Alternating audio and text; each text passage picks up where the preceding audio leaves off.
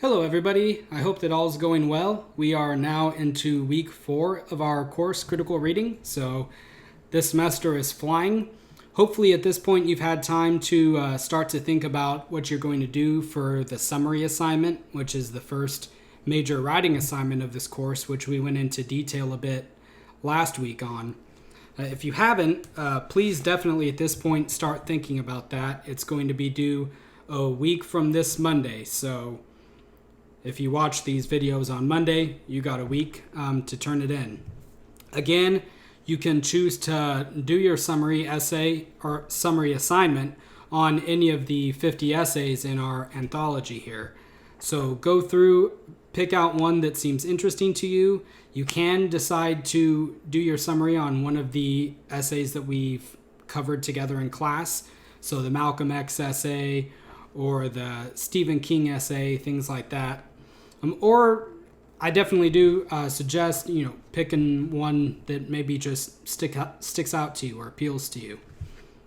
And again, if you guys have any questions on how to conduct that assignment, please don't hesitate to email me, let me know. I've been keeping an eye on the responses to the discussion questions. I want to call them discussion board questions because that's what Blackboard used to call it. I don't know what they're called on Canvas now, so we'll just call them discussion questions. So far, they've been really good, really substantive responses. It's been nice also getting to know you a bit through those responses. You might have noticed that the first couple weeks of the discussion questions or reading reflections have been kind of personal in nature. It's been asking you what you're passionate about or what your own personal study habits are like. And those were just for me to kind of get a sense of who you are, to get to know you. So I do appreciate that you've taken your time on those and responded to those thoughtfully. So for this week's lecture, I want to do one more on pre-reading. We talked last week about pre-reading strategies or pre-reading skills and described pre-reading as sort of the first step or the first stage of the activity of critical reading. You pre-read to get a sense of what's going to be important to focus on. And then when you know what you want to focus on, that's when you employ critical reading skills or close reading skills. You might also call them active reading skills. Those terms are all kind of synonymous, at least in the way that I'm using them in this class. So we talked last week about one type of pre-reading technique, which is, I say kind of jokingly, judging a book by its cover, but that's what it is. We talked about the information you can get off of the cover of a book, what sort of genre it is it fiction, is it nonfiction, what other authors are saying about it, things like that. And so for this week, I want to cover really 2 more types of pre-reading strategies. And these I would term as skills to sort of map out a book. If you could take any sort of textbook and make a diagram out of it, this is how you would go about doing that. And the first thing I would say is that with any book, a good way to navigate through lots of pages quickly, right? Especially if it's a long book or if it's kind of a boring book that you're reading for a class. You don't really want to have to start at the beginning and just plow through to the end grudgingly and groaning all the way. You definitely want a sort of roadmap for how to approach that book. And one way to get that map is through the table of contents of any book. I think the table of contents are sort of key to any book that people often overlook. Again, it seems like one of those sort of self-evident things, kind of like reading the cover of a book. But it's something that people overlook, and I've overlooked it myself, and it's definitely helpful to get a sense of where you are in the book or what part of the book would be most interesting or most relevant to you if you were doing research or something like that. So I would say to always start, if you're researching and you pick up a book, by looking in the table of contents. And the table of contents can actually vary depending on what book it is. Some books have really thorough, in-depth table of contents, and other books have just kind of regular chapter 1, 2, 3. Those ones aren't very helpful. A good table of contents should be able to give you a bird's eye view of the book as a whole. And I have a couple examples here of the different sorts of table of contents that we might find. So here is a book, The Odyssey of Homer. You might have read it in high school. It's kind of a popular one to have people read. And when I flip to the table of contents here, you can see that it gives us the chapters, or technically the books, and then it gives us a little brief paragraph about what happens in that chapter. So in chapter 1, we have an invocation and a summary of what's going on. There's a council of the gods. Athena visits Telemachus, all sorts of things like that. And we kind of know what's going on in that chapter without having to read through the whole chapter. And all of the chapters have their little in-depth summary there. And to me, that's an example of a really good table of contents. Because again, if you're pressed for time, if you're doing the research and you have a lot of books to get through, that's a good way of looking at a chapter and getting an overall sense of what it's about and if it's going to be helpful or not. Other books might have a table of contents, but they're less detailed. This one is a history book about ancient history. And this table of contents, it has some detail, but not as much. So it tells us chapter 1 is about the origin of kingship. And there's like just 1 or 2 words summarizing it. So kind of like the other one, it gives you a sense of what the chapter's about, but it doesn't give you like a detailed summary. And then other books have table of contents which are even less helpful. Our 50 Essays Anthology is interesting because it actually has 3 different versions of the table of contents. The actual table of contents has the name of the essay, and then it has like a quote from the essay, a memorable quote of some sort. But as we've talked about before, it also has a table of contents by theme and a table of contents by clusters and paired readings, so readings that kind of go good together or make similar comments. So that's an interesting sort of way to structure a book, especially an anthology of essays like our 50 Essays book. So always check the table of contents to see whether or not you can know what's going on in the book without having to take a lot of time to read it, only to find out that it wasn't very helpful to begin with. Another thing that's kind of related to the table of contents is the idea of, skimming. Now, everybody's probably heard that skimming a book isn't really reading a book, and that's true, but again, skimming is a pre-reading exercise to give you a sense of where you should be having your focus on. So skimming, if you're using it properly, is a good way to get through a large book quickly. And let me see. I didn't really plan this out, but maybe this book has a good example of how to skim. Skimming Techniques. So if you know that a book has 12 chapters, for example, and you need to know what each of the chapters is about, you might ask yourself where you'll find the most important information or the thesis statement of each chapter. And usually it's either the first couple paragraphs of a chapter or the last couple paragraphs of a chapter. That's where the author is going to either state their case or summarize their case. And the stuff in the middle is explanation.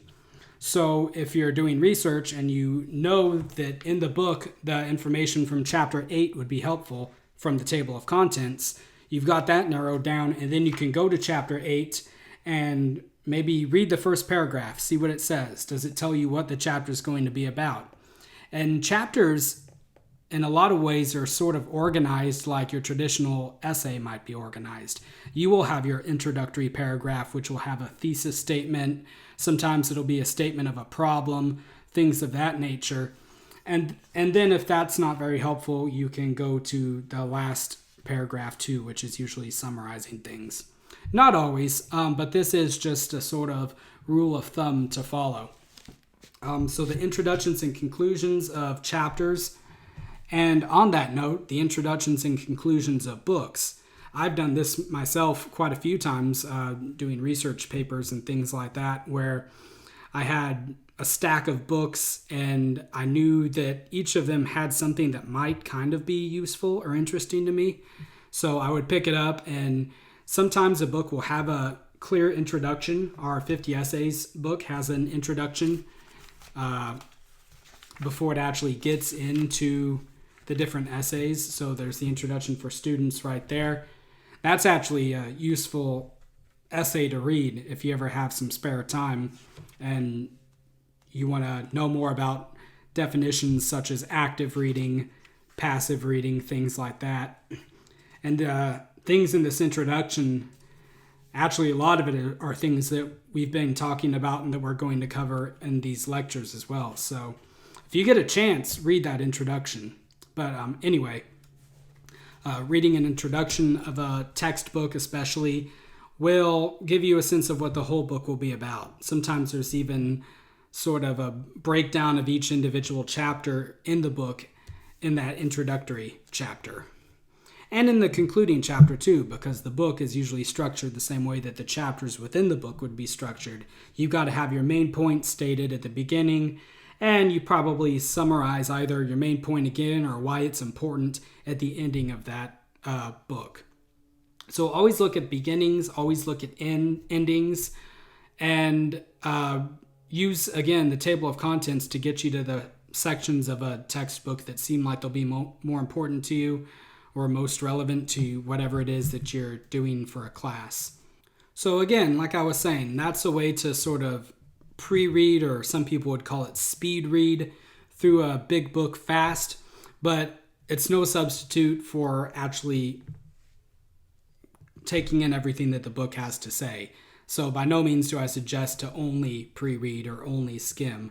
Just use that to get to where you need to be to do the active reading or the critical reading. Now, another way to think about this is, what if you picked up a book and used it for a project a couple years ago, and now you're in another class and you know that that same book would be helpful to you for a new project, but you can't really remember much about it. You just have a vague sense that I remember that book had something in there that was important that I could use now. One thing that you might consider for your future self that would have that problem is to make annotations and underline things while you're reading the book the first time. That way, say for example, I was doing a research assignment on essays in 5 years from now, and I remembered that there was an essay in the 50 Essays Anthology that was really important and that I'd want to quote. I can pick out the book and go straight to the part that I remember without having to reread it to memorize what happened, because I would have a sentence underlined or a whole paragraph highlighted, things of that sort. So you can see, for example, in this essay, I have the whole bottom section highlighted there, and that was sort of the important point of the essay that I thought I would need to remember for something else. And so that way, there's no getting lost or getting confused on future readings. You can flip right to it. And again, underlining, highlighting, and even if you use bookmarks, if you like bookmarks, and they don't have to be anything fancy, they can be the tiny Post-it note things, or they could be just scraps of paper. But if you're reading something and you really like that passage, you can just put a bookmark in there and keep it in there, so you'll know right to where to pick up from if you ever come back to it. So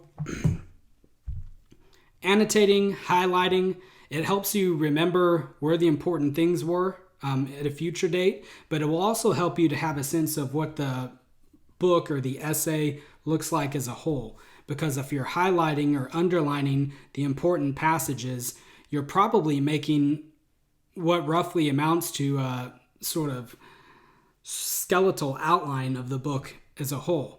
So say you pick up a book and you look at chapter 1 and you highlight what you think's the most important part.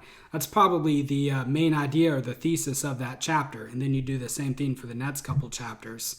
Then you could pick up the book and flip through and kind of just type out as notes those highlighted portions, and you kind of have a whole outline or structure of what that book is.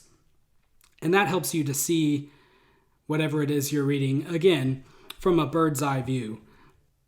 This sort of activity might be helpful if you're ever reading through a particularly dense chapter and you're going over a passage and you go, what am I reading? What was this all about? I'm lost. What the author's saying doesn't make any sense. If you have those important passages underlined or highlighted, you can always flip back to the nearest one or flip forward to the nearest one. And that sort of contextualizes the difficult part that you're having problems with. So you'll know, okay, I was reading about whatever that underlined passage was saying. And so maybe that will help you to more clearly understand that confusing part of the chapter.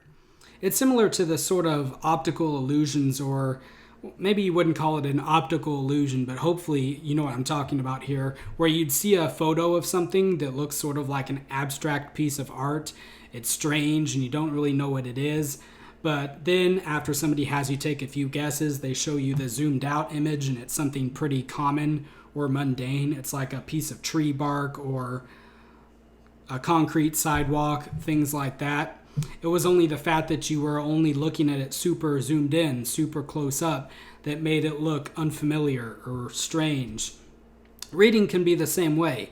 If you get stuck on one passage and just reread it over and over again and your eyes start to blur, pretty soon it loses all meaning and you're looking at just strange words on page that don't have any relevance for you.